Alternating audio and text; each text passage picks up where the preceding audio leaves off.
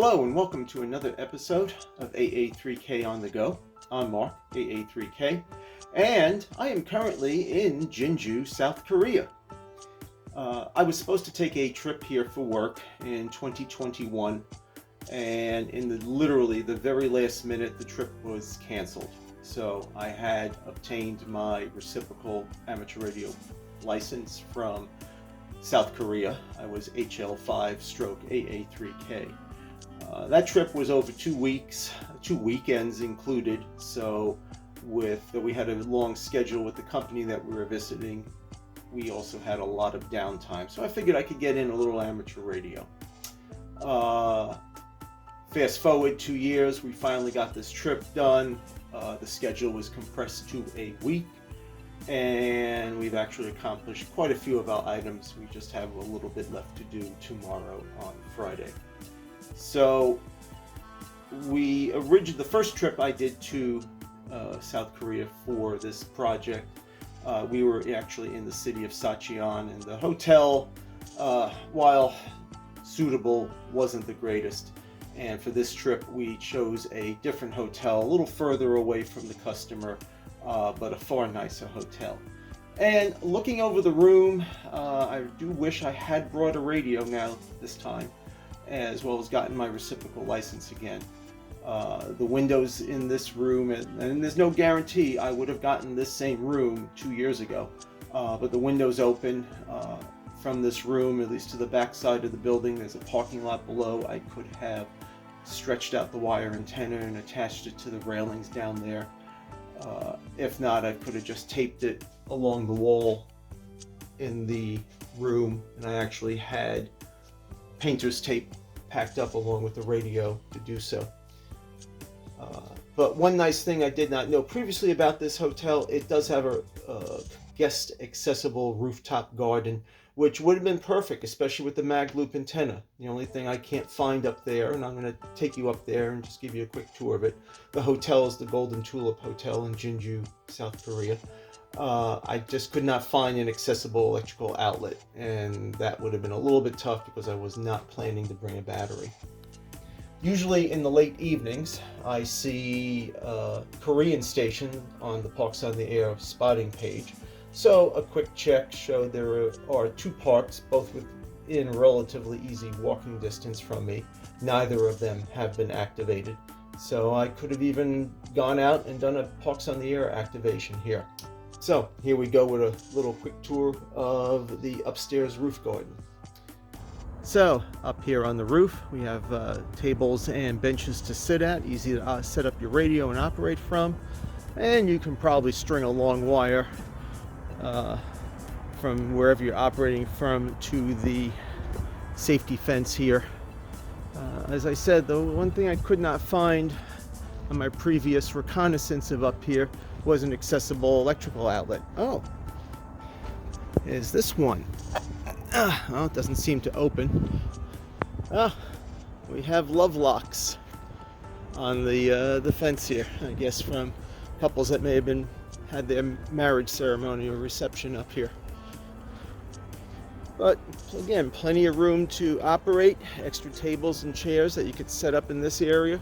And if you ever, decide to be a little covert about it, get your end of your wire hooked up to there and quite comfortably operate from up here.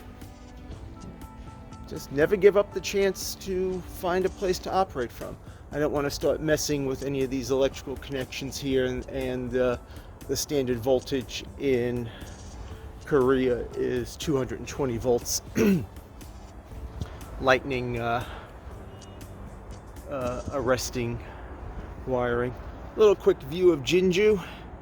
I don't have my bearings here, but I think that's the fort on the river just up ahead, which is a Poda Park that has not been activated ever. So I'm going to probably take a walk down there just to quickly look it over and pass some time before dinner tonight. I am not sure of the river that this is. I'll look it up later and put it as a comment on the screen. So if you're ever in Jinju, South Korea, and going to stay at the Golden Tulip Hotel, you can work through the Korean Amateur Radio League to get a reciprocal license. It's about $45, at least that's what I paid a couple of years ago. Copy of your license, serial numbers of any radio equipment that you're going to be bringing with you, and you'll have it within 48 hours once they have all the necessary information. Oh, I guess I have to get that True SDX transceiver built.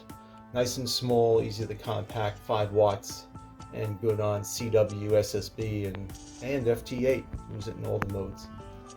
Okay, so I went for a little walk over to the Jinju Seong National Historic Site, Hotel Lima 0147. You do have to pay to go into the site, but there's a little bit of grounds around it. If you should come to Jinju, Korea, I would recommend trying to contact them ahead of time to make sure you have permission to operate there. And as you can see from the picture, right across the river is the right across the river is the Namjurem Provincial Ecological Park, Hotel Lima 0465, and that just looks like a standard run-of-the-mill park. I could have walked the bridge across the river and just go up the river a few minutes and reach there and see what it was like, but I did not do that. I did spot a small apartment building with a beam antenna on the roof, so I don't know what ham lives there. It does look like a ham radio antenna. I doubt there's a consulate for any nation down here in Jinju. It doesn't hurt to go around and check your environment, check the maps, and it's even a possibility that the river is a scenic river for Korea and could have its own park number. You can end up doing a dual activation depending upon where you are. Korea is a little bit strict on visiting ham radio operators. It is very easy for American and Japanese operators to get reciprocal permits. For Americans, it's 3 months or 1 year. I think Japanese operators can get a longer period of time. Other nations, you would need to check with the Korean Amateur Radio League and see what needs to be done. So never say there's no opportunity to take your radios with you and operate, especially if you have downtime on a trip and such. No reason that if you're on a personal vacation that you can't spend a little time operating. The whole thing is get out in the field, fire up your radios, and make a contact. Please like, share, and subscribe to the channel, and I'll catch you next time on AA3K on the Go. This is Mark, AA3K, and 73.